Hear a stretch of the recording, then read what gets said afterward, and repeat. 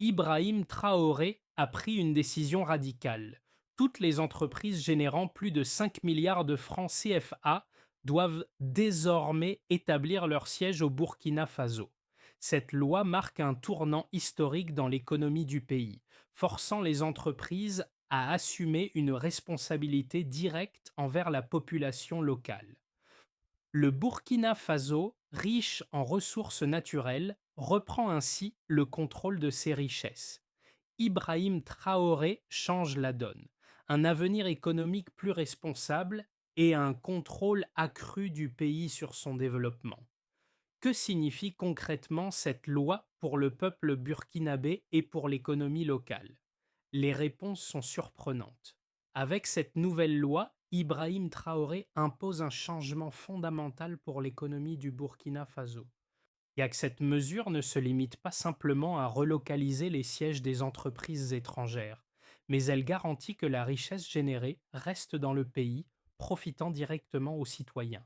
Chaque entreprise devra s'impliquer activement dans le développement local, créant des emplois et stimulant l'infrastructure nationale. Le message d'Ibrahim Traoré est clair. Plus de décisions prises à distance, plus de profits extraits sans responsabilité. La loi marque la fin d'un système où les bénéfices fuyaient à l'étranger sans retomber pour la population locale. Cette loi n'est pas seulement une réponse aux enjeux économiques du pays, elle réaffirme la souveraineté nationale et les droits des Burkinabés sur leurs ressources. Grâce à cette législation, le pays se positionne comme un acteur stratégique capable d'attirer des investissements tout en exigeant des engagements réciproques. Mais quels seront les impacts immédiats pour la jeunesse, les petites entreprises et l'ensemble de la société? La question reste ouverte et les réponses s'annoncent profondes et impactantes. Ibrahim Traoré a décidé de modifier radicalement le fonctionnement des entreprises opérant au Burkina Faso. Désormais, toutes les entreprises générant plus de 5 milliards de francs CFA doivent établir leur siège dans le pays. Cette loi va au-delà de la simple relocalisation. Elle impose un modèle économique où les bénéfices ne fuient plus à l'étranger mais profitent directement aux communautés locales. Le secteur privé devra désormais faire face à une nouvelle réalité, s'engager pleinement dans le développement social et économique du pays. Pourquoi un tel changement est-il devenu nécessaire? Le Burkina Faso, riche en ressources naturelles, notamment en or, a longtemps vu ses richesses exploitées sans bénéfice réel pour sa population. Les entreprises minières étrangères ont extrait des profits considérables, mais l'impact local était limité, voire inexistant. Les bénéfices étaient envoyés à l'étranger et le pays ne voyait que de faibles retombées fiscales. Cependant, les choses changent aujourd'hui. Cette nouvelle législation transforme la dynamique entre les grandes entreprises et le pays hôte. En imposant des sièges locaux, Ibrahim Traoré cherche à renforcer l'économie nationale, tout en assurant une meilleure gestion des ressources naturelles. La présence des sièges des entreprises dans le pays permettra une gestion plus transparente et un impact plus direct sur les communautés locales. L'objectif est c'est là clair, redonner au Burkina Faso la maîtrise de son avenir économique. Mais cette loi ne se limite pas à l'économie. Elle pose les bases d'une transformation sociale profonde avec un accent particulier sur la création d'emplois pour les jeunes et le développement des infrastructures locales. Les entreprises devront aussi s'investir dans l'éducation et la formation afin de préparer la prochaine génération de travailleurs qualifiés. Ibrahim Traoré envisage ainsi un avenir où les décisions économiques se prennent au cœur même des communautés locales pour un développement réellement inclusif. Ibrahim Traoré, des présidents du Burkina Faso, n'est pas seulement un dirigeant politique, mais un acteur clé de la transformation socio-économique du pays. Avec la promulgation de cette loi, il prouve son engagement envers un Burkina Faso autonome et responsable. Cette réforme est bien plus qu'une simple mesure économique. Elle incarne la volonté de rendre le pays maître de ses ressources et de son destin. Ibrahim Traoré se positionne ainsi comme un leader visionnaire, déterminé à moderniser l'économie tout en préservant la souveraineté nationale. Les premiers effets de la loi sont déjà visibles. Les entreprises d'étrangères, auparavant déconnectées des réalités locales, sont désormais obligées de s'impliquer davantage dans le tissu économique du pays. Ce changement a un impact immédiat sur le marché du travail. Les jeunes burkinabés, longtemps privés d'opportunités locales, voient désormais de nouvelles carrières émerger dans des secteurs tels que la gestion, l'ingénierie et la finance. Les entreprises doivent aussi recruter localement, ce qui stimule la création d'emplois et l'insertion professionnelle des jeunes. De plus, cette loi favorise l'essor de l'industrie locale. Les petites entreprises et fournisseurs locaux bénéficient directement de la relocalisation des sièges des grandes entreprises, en obtenant de nouveaux contrats et en développant des partenariats avec des acteurs internationaux. Le pays se construit ainsi une économie plus diversifiée et plus robuste, capable de résister aux chocs économiques mondiaux. Ibrahim Traoré incarne cette vision de changement, où les entreprises doivent non seulement être rentables, mais aussi responsables envers les populations qu'elles impactent. L'orientation vers une économie circulaire et durable est désormais en marche, et les résultats seront bientôt tangibles pour tous les citoyens burkinabés. Ibrahim Traoré a lancé une série de réformes économiques radicales et l'une des plus marquantes est sans doute cette nouvelle loi imposant aux entreprises générant plus de 5 milliards de francs CFA de relocaliser leur siège au Burkina Faso.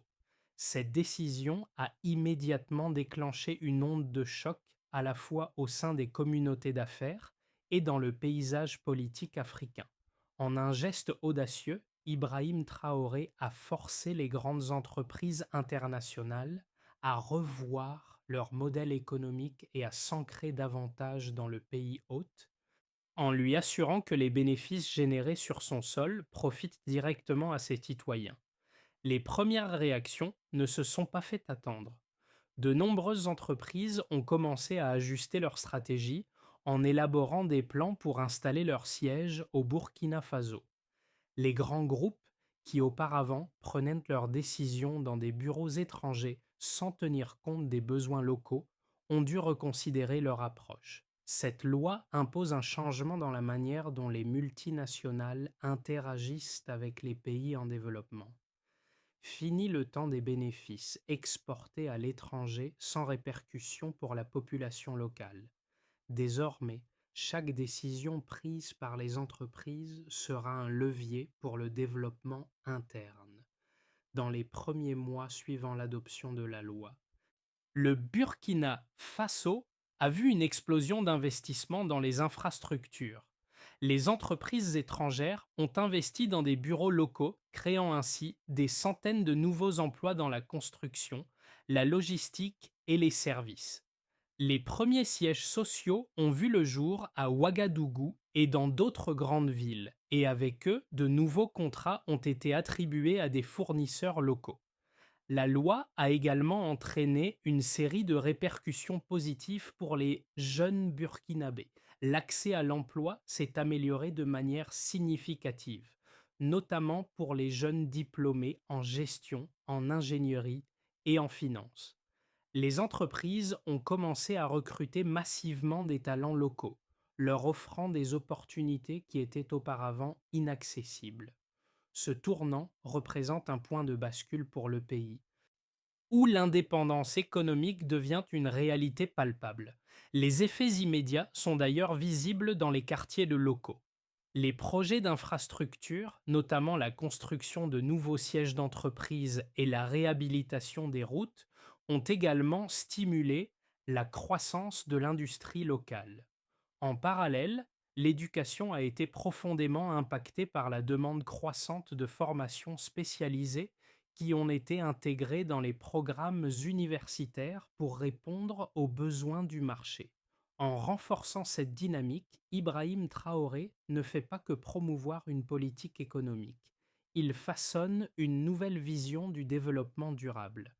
Ce processus, qui commence avec la relocalisation des sièges d'entreprise, s'étend à un modèle économique circulaire où la richesse produite au sein du pays profite avant tout à ses habitants. La loi, loin d'être un simple changement législatif, représente ainsi une transformation du paysage socio-économique du Burkina Faso, apportant à la fois des bénéfices économiques tangibles et un renouveau du tissu social. La loi imposée par Ibrahim Traoré a déjà produit des résultats concrets et mesurables, offrant des preuves tangibles de son impact sur l'économie du Burkina Faso. L'un des premiers effets notables a été l'augmentation significative des investissements directs étrangers dans le pays. En 2023, le Burkina Faso a vu une hausse de 15% des investissements étrangers, en grande partie grâce à la relocalisation des sièges des entreprises générant plus de 5 milliards de francs CFA. Cette dynamique a eu des effets multiplicateurs dans plusieurs secteurs clés. L'emploi local a été l'un des premiers secteurs à bénéficier de cette nouvelle politique. Selon les statistiques du ministère du Travail, plus de 5 000 nouveaux emplois ont été créés dans la construction, la gestion d'infrastructures et la logistique. Ces emplois ont principalement profité aux jeunes diplômés avec une augmentation de 25% des recrutements dans les secteurs de la gestion et de l'ingénierie. Les entreprises locales, de plus en plus sollicitées pour fournir des services et des biens aux sièges récemment installés, ont également connu une croissance rapide. En conséquence, le chiffre d'affaires des petites et moyennes entreprises PME locales a augmenté de 18% au cours de la première année suivant l'adoption de la loi.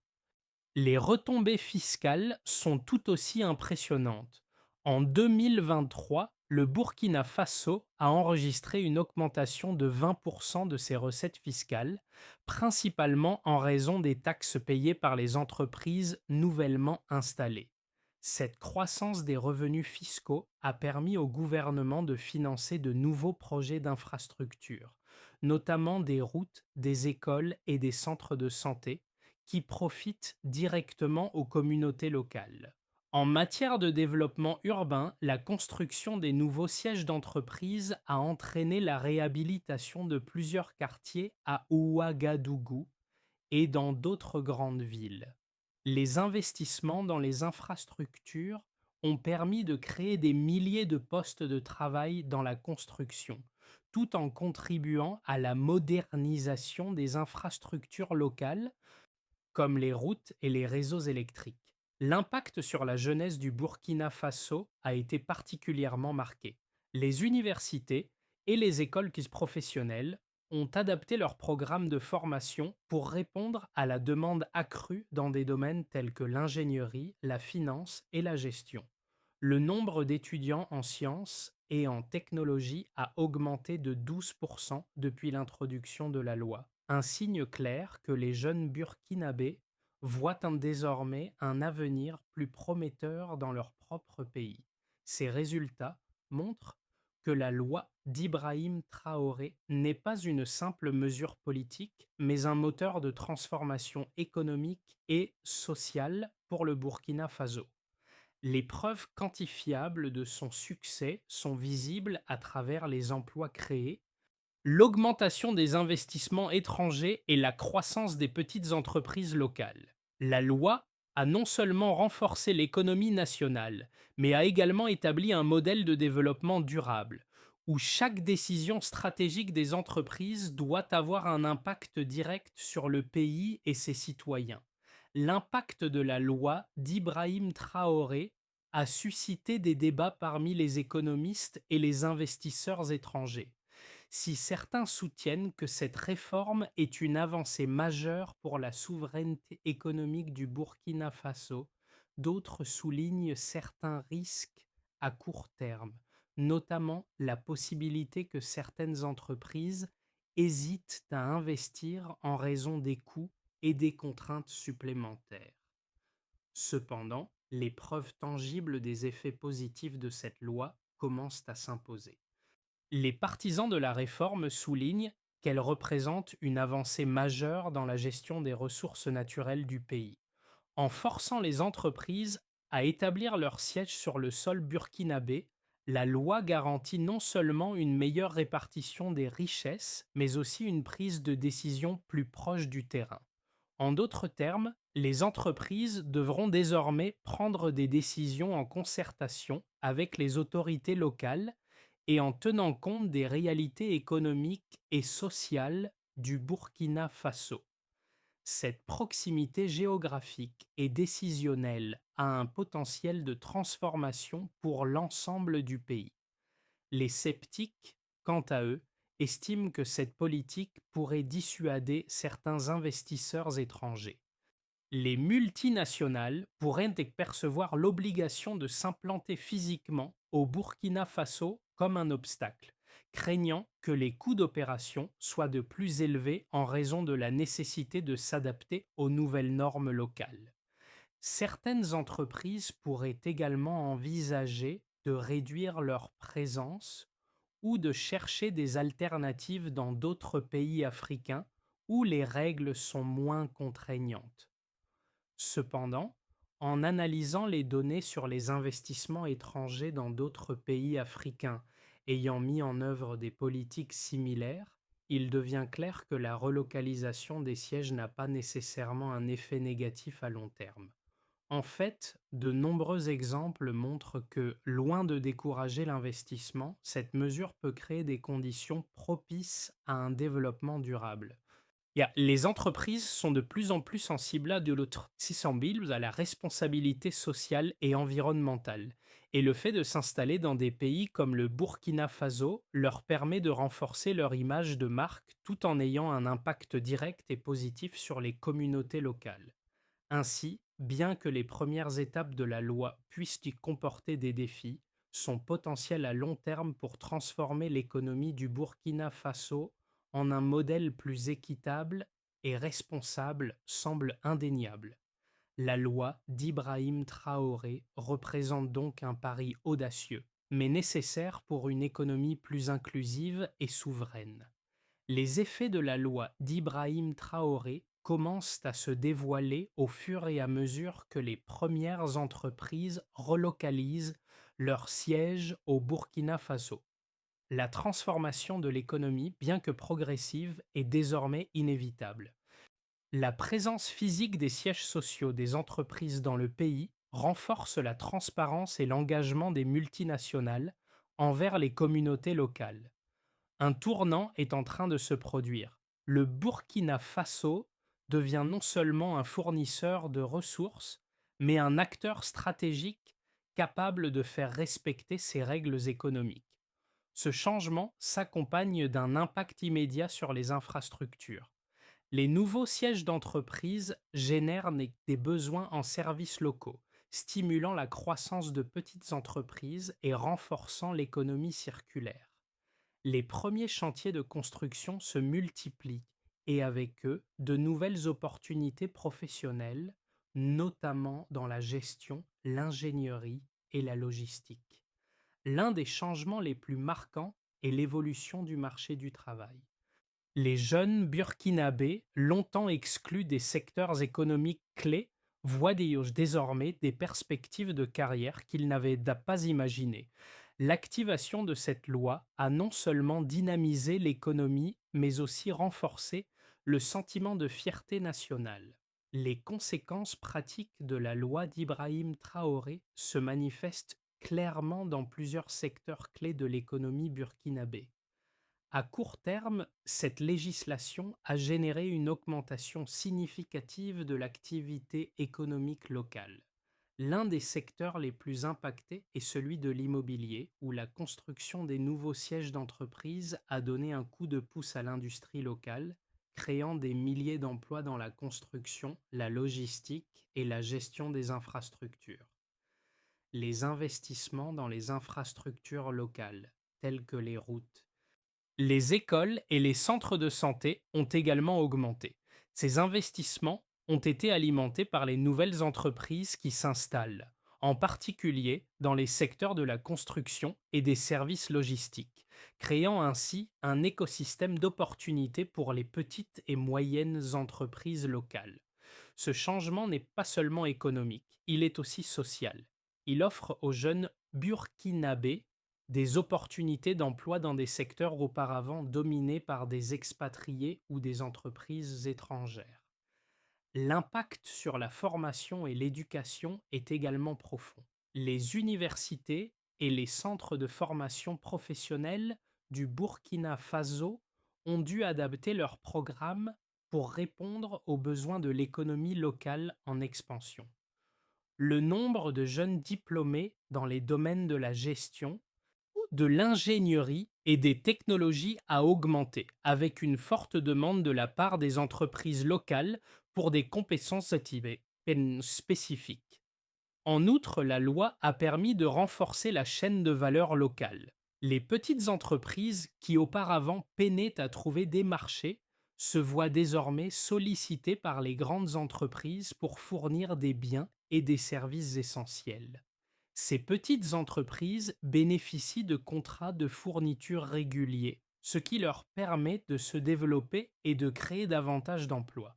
Les investissements directs étrangers ont également suivi une tendance haussière, avec une augmentation notable du nombre d'entreprises étrangères cherchant à s'implanter au Burkina Faso pour profiter de cette nouvelle dynamique.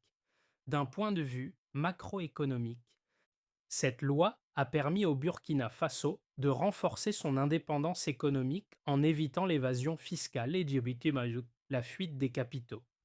Les entreprises opérant dans le pays doivent désormais contribuer directement à l'économie nationale, en payant des taxes et en respectant les normes locales.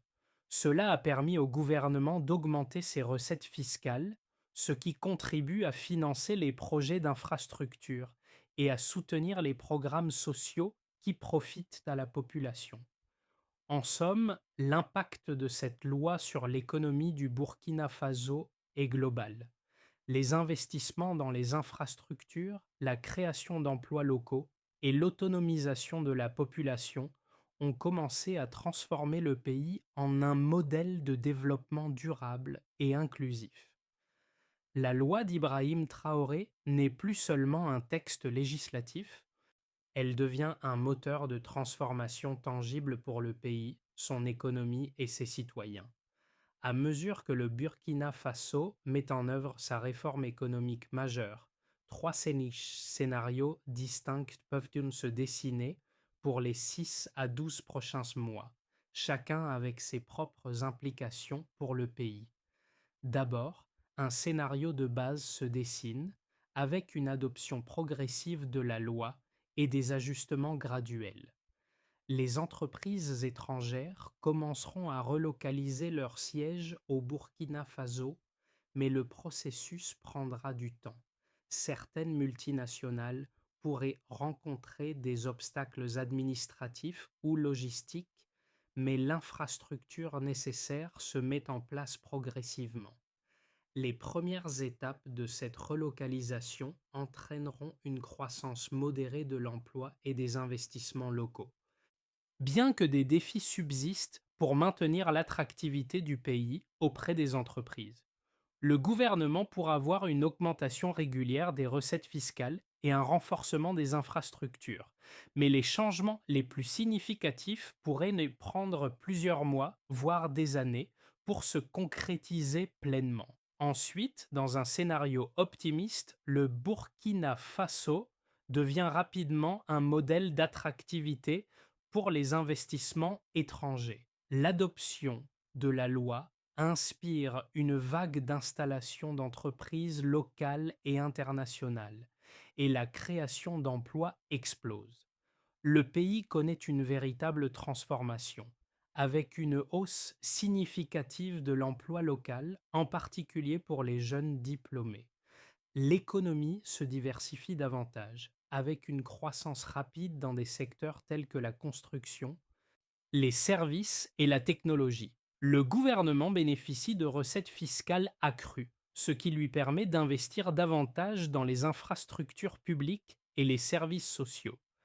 Les entreprises profitent de cette nouvelle dynamique pour développer des partenariats solides avec les PME locales, renforçant ainsi le tissu économique national. L'éducation et la formation se développent rapidement pour répondre à cette demande accrue de main-d'œuvre qualifiée et le Burkina Faso devient un acteur régional clé en matière de développement économique. Enfin, un scénario pessimiste envisage un ralentissement dans la mise en œuvre de la loi, avec des entreprises hésitant à relocaliser leur siège au Burkina Faso en raison de la complexité administrative et des coûts supplémentaires. Certaines entreprises pourraient choisir de délocaliser leurs opérations dans d'autres pays voisins où les conditions sont jugées plus favorables. Dans ce contexte, l'impact économique de la réforme serait limité et les objectifs à court terme en termes de création d'emplois et de recettes fiscales risqueraient de ne pas être atteints. Le pays pourrait également rencontrer des tensions sociales si la population ne perçoit pas immédiatement les bénéfices de la réforme. Toutefois, même dans ce scénario, certains progrès sont à prévoir, notamment dans le secteur de l'infrastructure, mais la dynamique de transformation serait plus lente. Dans tous les cas, le gouvernement doit adopter une approche proactive pour surmonter les défis potentiels, notamment en simplifiant les démarches administratives et en renforçant la formation professionnelle pour répondre aux besoins du marché. En assurant une communication claire avec les investisseurs et en soutenant les petites entreprises locales, le Burkina Faso pourra maximiser les bénéfices de cette réforme dans les mois et années à venir. La loi d'Ibrahim Traoré ne se contente pas de transformer l'économie du Burkina Faso. Elle incarne une vision qui touche directement les citoyens, particulièrement les jeunes, les petites entreprises et la société civile.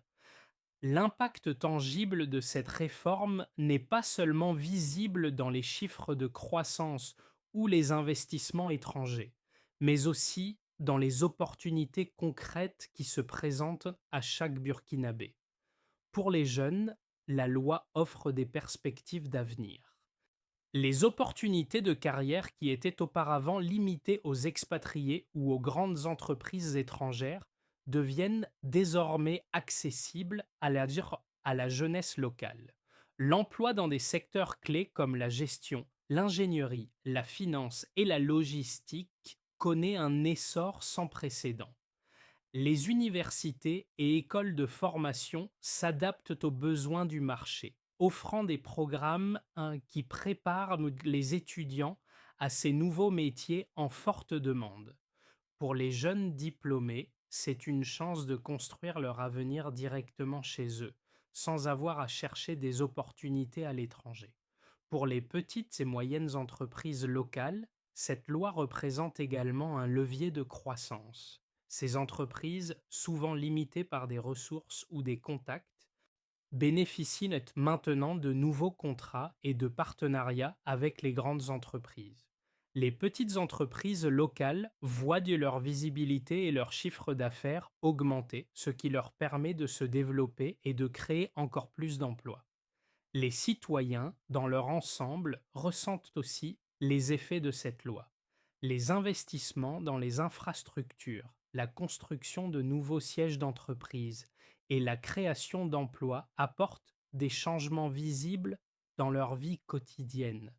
Les routes, les écoles et les hôpitaux bénéficient de ces investissements et la richesse générée par ces projets circulera directement dans le pays. C'est un changement qui n'est pas seulement économique, mais qui impacte profondément le quotidien de chacun. Pour que la loi d'Ibrahim Traoré atteigne son plein potentiel, une série d'étapes concrètes doit être mise en place pour garantir sa réussite à long terme. Le gouvernement, en collaboration avec les entreprises locales et étrangères, doit suivre un plan d'action clair et précis pour maximiser les bénéfices économiques et sociaux de cette réforme. Pour commencer, il faut identifier les secteurs clés qui bénéficieront le plus de cette loi. Cela inclut la construction, l'éducation, la santé et les services logistiques. Le gouvernement doit mener une évaluation des besoins en infrastructure et des opportunités d'emploi dans chaque région du pays. Cette évaluation permettra de mieux s'orienter les investissements et d'assurer qu'ils répondent aux besoins spécifiques de la population. Ensuite, les entreprises concernées par la loi doivent être soutenues dans le processus de relocalisation. Cela inclut la fourniture de services de navigants, de soutien logistique, l'allègement des procédures administratives et des incitations fiscales pour encourager l'implantation rapide des sièges. En parallèle, les entreprises devront intégrer des stratégies de recrutement locales favorisant l'embauche de Burkinabés dans des emplois qualifiés et non qualifiés. Il est tout aussi important d'intégrer les petites et moyennes entreprises dans la chaîne d'approvisionnement locale. Les autorités doivent faciliter l'accès des PME aux marchés publics et privés en leur fournissant des formations et en les connectant aux grandes entreprises. Ce soutien renforcera leur compétitivité et leur capacité à répondre à la demande croissante des nouvelles entreprises implantées. Pour que cette dynamique tienne, un suivi régulier doit être mis en place pour mesurer l'impact de la loi sur l'économie, l'emploi et les infrastructures. Les autorités doivent assurer la transparence des investissements et des projets en cours en publiant des rapports publics détaillant les progrès réalisés. Cela garantira une gestion efficace des ressources et la responsabilisation des entreprises envers les communautés locales. Enfin, les universités et les centres de formation doivent adapter leurs programmes pour répondre aux besoins émergents du marché. Des partenariats entre les entreprises et les institutions éducatives permettront de préparer la prochaine génération de travailleurs qualifiés, assurant une transition fluide vers un marché du travail en pleine expansion. La loi d'Ibrahim Traoré ne se contente pas de réformer l'économie du Burkina Faso, elle incarne une vision plus profonde de ce que pourrait être l'avenir du pays, un avenir où les Burkinabés, jeunes et moins jeunes, ont leur place dans la croissance économique. En forçant les grandes entreprises à relocaliser leurs sièges et à s'engager localement, Ibrahim Traoré réécrit les règles du jeu, offrant à chaque citoyen une chance réelle de contribuer au développement de son propre pays. Cette transformation, bien que profonde, se fait pas à pas et chacun peut voir les premiers signes de cette évolution dans son quotidien. Les jeunes diplômés accèdent à des carrières qu'ils n'avaient jamais imaginées, les petites entreprises locales prospèrent et les communautés bénéficient directement des investissements réalisés sur leur sol. Le pays, autrefois perçu comme un simple fournisseur de ressources, devient un acteur stratégique qui prend en main son destin. Ibrahim Traoré a ouvert une nouvelle ère pour le Burkina Faso, une ère où les décisions économiques se prennent ici, au cœur du pays, pour et par le peuple. C'est une révolution silencieuse, mais puissante, qui promet de transformer le Burkina Faso en un modèle de souveraineté et de prospérité partagée. Le Burkina Faso vit un tournant historique. Cette réforme imposée par Ibrahim Traoré redéfinit non seulement l'économie du pays, mais aussi la manière dont les entreprises interagissent avec les communautés locales. Chaque siège d'entreprise installé, chaque emploi créé et chaque infrastructure développée est un symbole de cette transformation. Les Burkinabés ont désormais un rôle clé à jouer dans cette nouvelle ère de prospérité. Vous, citoyens ou entrepreneurs, comment pouvez-vous contribuer à cette révolution économique? Peut-être en vous formant dans un domaine clé pour répondre aux besoins émergents du marché, ou en soutenant les petites entreprises locales qui bénéficient directement de cette dynamique. Chaque action compte et chaque Burkinabé a un rôle à jouer dans ce grand changement. Le futur du Burkina Faso est entre vos mains. Engagez-vous dans cette transformation, que ce soit en investissant, en formant des partenariats ou en participant activement au développement local. Le pays a besoin de vous pour construire un avenir où les ressources et la richesse profitent à tous.